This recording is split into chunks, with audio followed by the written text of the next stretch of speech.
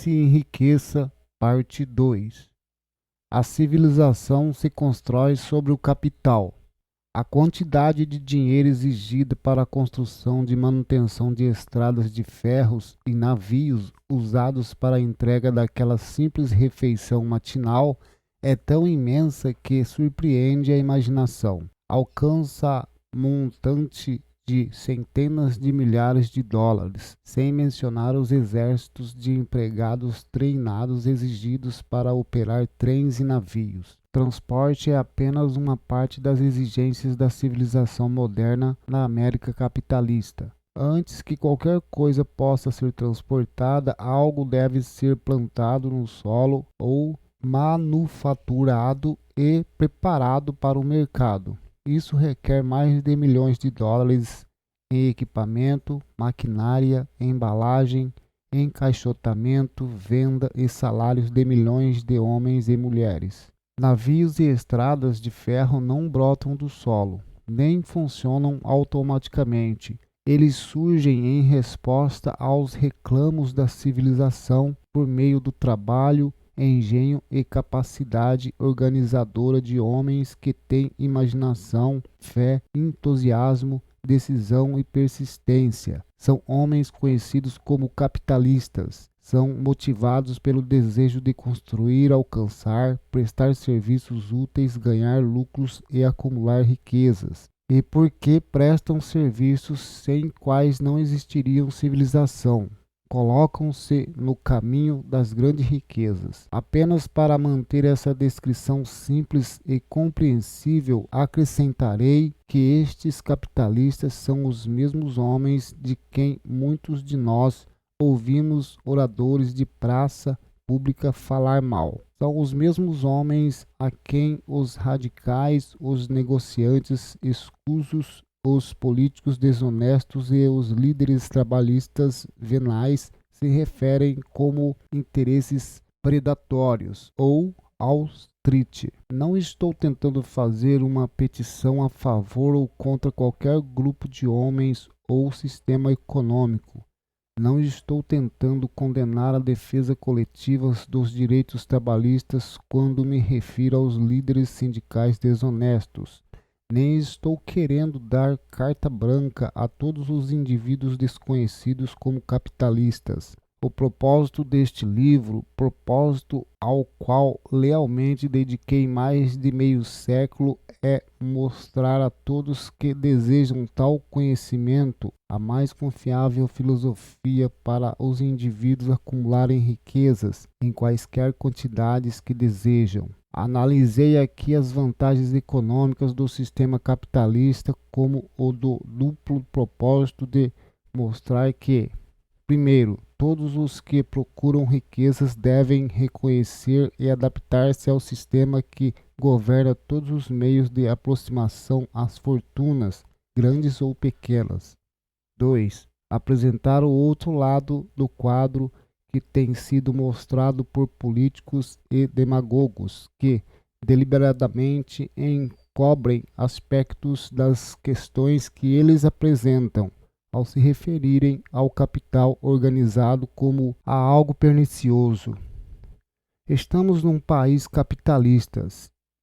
Ele foi desenvolvido pelo uso do capital. E nós que nos arrogamos o direito de participar das bênçãos da liberdade e da oportunidade, nós que procuramos acumular riquezas aqui, devemos saber que nem riquezas nem oportunidades seriam possíveis se o capital organizado não tivesse fornecido esses benefícios. Só existe um método confiável para acumular e possuir legalmente riquezas, e esse é prestar serviços úteis.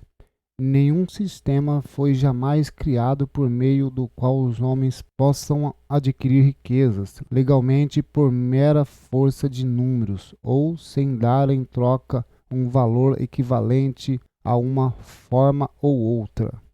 Abundância em toda parte, oportunidade em toda parte. Nos Estados Unidos há toda a liberdade, toda a oportunidade de acumular riquezas que qualquer pessoa honesta possa desejar. Quando você vai à caça, escolhe seus lugares em que há muitos animais para caçar. Ao se procurar riquezas, vale naturalmente a mesma regra.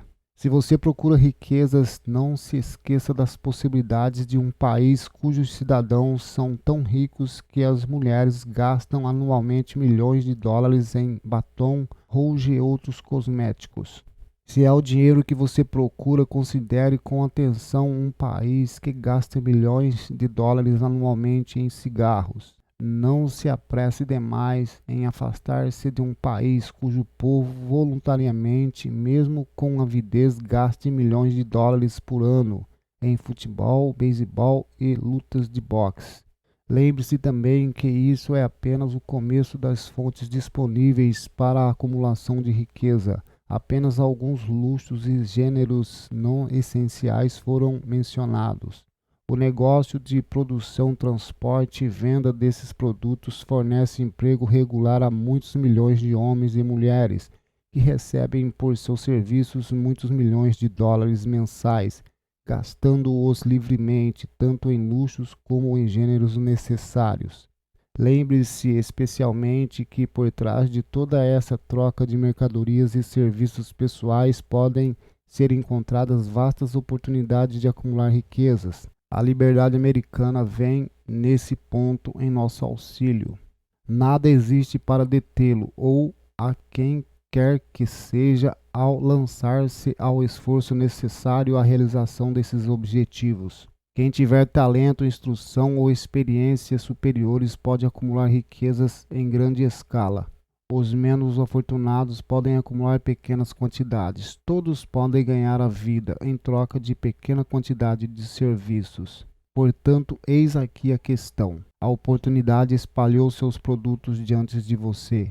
Tome sua decisão. Vá em frente, escolha o que quer, crie um plano, ponha-o em ação e prossiga com persistência. A América capitalista fará o restante. Você pode confiar nisso. A América capitalista assegura a cada pessoa a oportunidade de prestar serviços úteis e reunir riquezas em proporção ao valor do serviço. O sistema não nega a ninguém esse direito, mas não promete nem pode dar algo de graça, porque o sistema em si é irrevogavelmente controlado pelas leis econômicas, que não reconhecem nem toleram por muito tempo receber sem dar.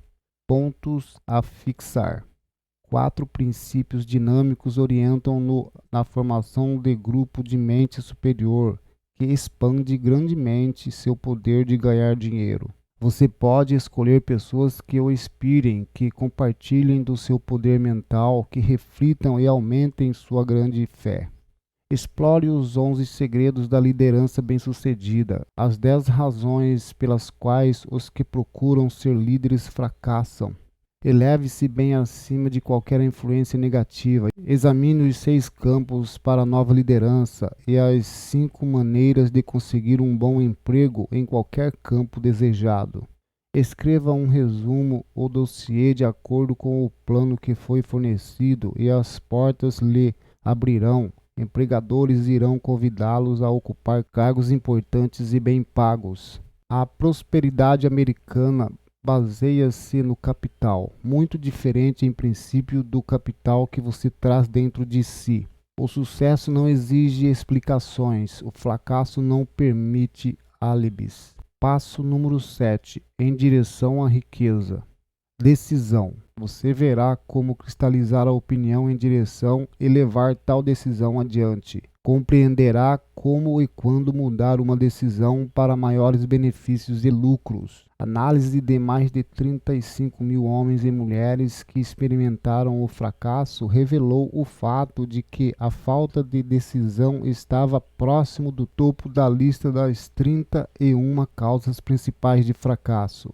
Procrastinação. O oposto da decisão é inimigo comum que praticamente todo homem tem de vencer. Você terá a oportunidade de testar sua capacidade de chegar a decisões rápidas e definidas ao terminar a leitura deste livro, desde que estiver pronto a começar pondo em ação os princípios que ele descreve. Análise de várias centenas de pessoas que acumularam fortunas bem acima do marco de US$ 1 milhão revelou o fato de que todos eles tinham o hábito de chegar às decisões rapidamente, de mudar essas decisões devagar e se quando eram mudadas. E as pessoas que não conseguem acumular dinheiro sem exceção têm o hábito de chegar às decisões vagarosamente, mudando-as com rapidez e frequência. Uma das mais notáveis qualidades de Henry Ford era o hábito de chegar às decisões rápida e definitivamente mudando-as devagar. Essa qualidade era tão pronunciada em Ford que lhe deu a fama de ser obstinado. Foi essa qualidade que o induziu a continuar a produção de seu famoso modelo T, o carro mais feio do mundo, quando todos os conselheiros e muitos compradores lhe recomendavam que o mudassem. Talvez Ford tivesse demorado demais em mudá-lo, mas o outro lado da história é que a firmeza e a decisão trouxeram-lhe vasta fortuna, antes que a mudança de modelo se tornasse necessária. Poucas dúvidas restam de que o hábito de decisão definida de Ford assumia as proporções de obstinação. Mas essa qualidade é preferível à vagarosidade em chegar às decisões e rapidez em mudá-las. Poucas dúvidas restam de que o hábito de decisão definida de Ford assumia as proporções de obstinação, mas essa qualidade é preferível à vagarosidade em chegar às decisões e rapidez em mudá-las. Opinião, artigo barato. A maioria das pessoas que não conseguem acumular dinheiro suficiente para suas necessidades são geralmente influenciadas com facilidade pelas opiniões dos outros. Permitem aos jornais e aos vizinhos mexeriqueiros que pensem por eles. Opiniões são os artigos mais baratos na terra. Todos têm um conjunto de opiniões pronto a soltar em quem quer que aceite. Se você se deixar influenciar por opiniões ao chegar às decisões, não terá êxito em nenhuma empresa, muito menos na de transformar o desejo em dinheiro. Se você for influenciado pela opinião dos outros, não terá desejo próprio. Não traia suas intenções ao começar a pôr em prática os princípios aqui descritos, chegando a decisões próprias e seguindo-as. Não as confie a ninguém, exceto aos membros do seu grupo de mente superior. E esteja seguro na seleção desse grupo de que escolheu apenas os que estão em completa simpatia e harmonia com seus propósitos. Amigos íntimos e parentes, embora sem o querer, prejudicam muitas vezes por suas opiniões e às vezes através do ridículo com intenção de se mostrarem humorísticos. Milhares de homens e mulheres trazem consigo a vida inteira complexo de inferioridade, porque alguma pessoa bem-intencionada, mas ignorante, destruiu-lhes a confiança através de opiniões ou de ridículo. Você possui cérebro e mente próprios. Use-os e chegue às suas próprias decisões. Se precisar de fatos ou dados de outras pessoas para possibilitar-lhe tais decisões, como provavelmente lhe acontece muitas vezes, adquira os fatos ou garanta as informações de que precisa, sem alarde e sem revelar seus propósitos. É uma das características das pessoas que têm apenas conhecimentos superficiais ou aparência de conhecimento tentar dar a impressão de que têm conhecimentos vastos. Tais pessoas geralmente falam demais e ouvem pouco. Conserve os olhos e ouvidos bem abertos e a boca fechada se quiser adquirir o hábito da decisão imediata. Os que falam demais fazem pouco, mais do que isso. Se você falar mais do que escuta, se priva de muitas coisas de acumular conhecimentos úteis. Como ainda revela seus planos e propósitos às pessoas que terão imenso prazer em derrotá-lo porque o invejam. Lembre-se também, cada vez que abrir a boca na presença de alguém que tem vastos conhecimentos, você exibe seu estoque de conhecimentos ou falta deles. A sabedoria verdadeira se percebe geralmente pela modéstia e pelo silêncio. Não se esqueça do fato de que todas as pessoas com as quais você convive estão como você, procurando a oportunidade de acumular dinheiro. Se você falar livremente demais sobre seus planos, pode ficar surpreso ao descobrir que alguém já passou à sua frente, usando os planos que você revelou tão totalmente. Que uma das suas primeiras decisões seja a de conservar a boca fechada e os olhos e ouvidos abertos.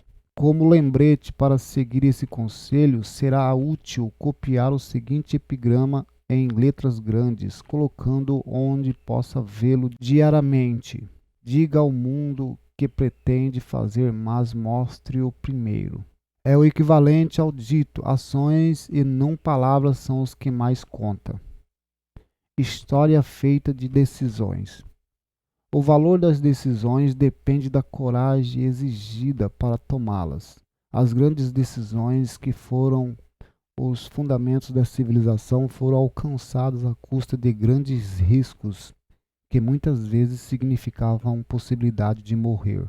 A decisão de Lincoln de alcançar sua famosa proclamação da emancipação, que deu liberdade ao povo de cor dos Estados Unidos, foi tomada com plena compreensão de que o ato poria contra ele milhares de amigos e seguidores. A decisão de Sócrates de tomar o copo de veneno, proferindo-o a transigir em sua crença pessoal, foi decisão corajosa. Fez o tempo avançar 1000 anos e deu aos que ainda não eram nascidos direito à liberdade de pensamento e de palavra. A decisão do general Robert E. Lee, quando rompeu com a União e abraçou a causa do Sul, foi decisão corajosa, pois sabia que lhe poderia custar a própria vida e que certamente custaria muitas vidas humanas. Um incidente em Boston. A maior de todas as decisões que concernem a qualquer cidadão americano foi tomada em Filadélfia, no dia 4 de julho de 1976, quando 56 homens assinaram um documento que sabiam traria liberdade aos americanos ou então mandariam os 56 à forca. Você já ouviu falar desse famoso documento, mas pode não ter extraído dele grande lição de realização pessoal que tão abertamente ensina. Todos nós nos lembramos da data dessa momentosa decisão, mas poucos compreendem a coragem que exigiu. Lembramos-nos de nossa história como nos foi ensinada, das datas e nomes dos homens que lutaram. De Valley Forge e de Wilton, lembramos-nos de George Washington, de Lord Callis, mas pouco sabemos das forças reais por trás desses nomes, datas e lugares. Sabemos menos ainda do poder intangível que nos assegurou a liberdade, muito antes dos exércitos de Washington alcançarem Washington. Chega a ser quase uma tragédia que os historiadores não se referissem em absoluto ao poder irresistível que deu a origem à liberdade à nação destinada a erigir novos padrões de independência para todos os povos da terra. Digo que é uma tragédia porque se trata do mesmo poder que deve ser usado por todo indivíduo que supera as dificuldades da vida e força-o a pagar o tributo exigido. Passemos em revista rapidamente os acontecimentos que deram origem a esse poder. A história começa com um incêndio em Boston, a 5 de março de 1970. Soldados britânicos patrulhavam as ruas, ameaçando abertamente os cidadãos com sua presença. Os colonos ressentiam-se com os homens armados marchando em meio deles. Começaram a mostrar abertamente seu ressentimento, atirando pedras e epítetos aos soldados que marchavam, até que o comandante deu ordens de calar baionetas, avançar. A batalha começara. Terminou com a morte e ferimentos de muitos. O incidente causou tal ressentimento que a Assembleia Provincial, formada de eminentes colonos, marcou uma sessão com o propósito de tomar ação decisiva. Dois dos membros da Assembleia eram John Hancock e Samuel Adams. Falaram com coragem e declararam que era preciso dar um passo que expulsasse todos os soldados britânicos de Boston. Lembre-se disso, uma decisão nas mentes de dois homens pode ser chamada com propriedade de começo da liberdade que agora nós, nos Estados Unidos, gozamos. Lembre-se também que a decisão dos dois homens exigiu fé e coragem porque era perigosa. Antes que a Assembleia fosse suspensa, Samuel Adams foi incumbido de visitar o governador da província, Hutchinson, e exigir a retirada das tropas inglesas. A excelência foi satisfeita, as tropas removidas de Boston, mas o incidente não terminou aí. Causaram uma situação destinada a mudar todo o rumo da civilização. Mentes começam a trabalhar em conjunto. Richard Henry Lee tornou-se fator importante nessa história, porque ele e Samuel Adams se correspondiam com frequência, compartilhando livremente seus temores e esperanças, referente ao bem-estar do povo de suas províncias. Dessa correspondência, Adams concebeu a ideia de que uma troca de cartas entre as 13 colônias poderia auxiliar a concretização da coordenação dos esforços tão necessários à solução dos seus problemas. 2 anos após o conflito com os soldados em Boston, março de 1972, Adams apresentou a ideia à Assembleia, em forma de moção, sugerindo que se estabelecesse uma comissão de correspondência entre as colônias, com o propósito de cooperação amistosa para a melhoria das colônias da América Britânica. Era o início da organização dos vastos poderes destinados a dar liberdade a você e a mim. O grupo de mente superior fora organizado. Consistia de Adams e Lee Hancock. A comissão de correspondência foi organizada. Os cidadãos da colônia conduziam uma luta desorganizada contra os soldados britânicos, através de incidentes semelhantes aos distúrbios de Boston, mas nada de bom foi realizado. As mágoas individuais não se consolidaram sob a chefia de um grupo de mente superior. Nenhum grupo de indivíduos pusera corações, mente, almas e corpos num uníssono numa decisão final de pôr fim às dificuldades com os ingleses, de uma vez por todas, até que Adams, Lee e Hancock se reuniram. Enquanto isso, os ingleses não descansavam. Estavam também planejando e formando um grupo de mente superior por sua conta, com a vantagem de contar a retaguarda com dinheiro e soldadeza organizada. Decisão instantânea muda a história. A coroa britânica designou Gage para substituir Hutchinson como governador de Massachusetts. Um dos primeiros atos do novo governador foi mandar um mensageiro visitar Samuel Adams, com o propósito de tentar analisar sua posição pelo medo. Para melhor entendermos o espírito de que se passou, reproduziremos a conversação entre o coronel Fenton e o mensageiro mandado por Gage e Adams. Coronel Fenton, fui autorizado pelo governador Gage para assegurar-lhe, Sr. Adams, que o governador tem o poder de conferir-lhe os benefícios que lhe forem satisfatórios. Tentativa de conquistar Adams com promessas de suborno, com a condição de que cesse a oposição às medidas governamentais. O governador lhe aconselha que não incorra no desagrado de Sua Majestade.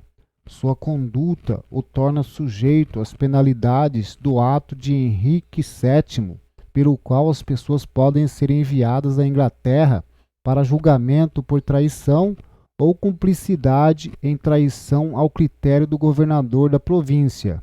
Mas se mudar o curso da sua política, não só receberá grandes vantagens pessoais, como também fará as pazes com o rei. Samuel Adams podia escolher entre duas decisões. Ou cessaria a oposição, recebendo suborno pessoal, ou continuaria correndo o risco de ser enforcado. Chegara o tempo claramente em que Adams era forçado a chegar a uma decisão instantânea, decisão que poderia custar-lhe a vida. Insistiu em receber a palavra de honra do coronel Fenton, de que transmitira ao governador a resposta, exatamente como lhe fosse dada. A resposta de Adams: pode então dizer ao governador Gage que acredito há muito ter feito as pazes com o rei dos reis. Nenhuma consideração de ordem pessoal poderá induzir-me a abandonar a causa justa do meu país. E diga ao governador Gage que o conselho de Samuel Adams é que não mais insulte os sentimentos de um povo exasperado. Olá, seja bem-vindo ao canal Audiobook 2022. Você acabou de ouvir aí a leitura do livro Pense e Enriqueça. Se foi relevante para você essa leitura, por favor, se inscreva no canal, ative também o sino de notificações e dê o seu like, principalmente o like. Com certeza, se for relevante para vocês essa leitura, eu voltarei a ler novamente o restante do livro. Muito obrigado.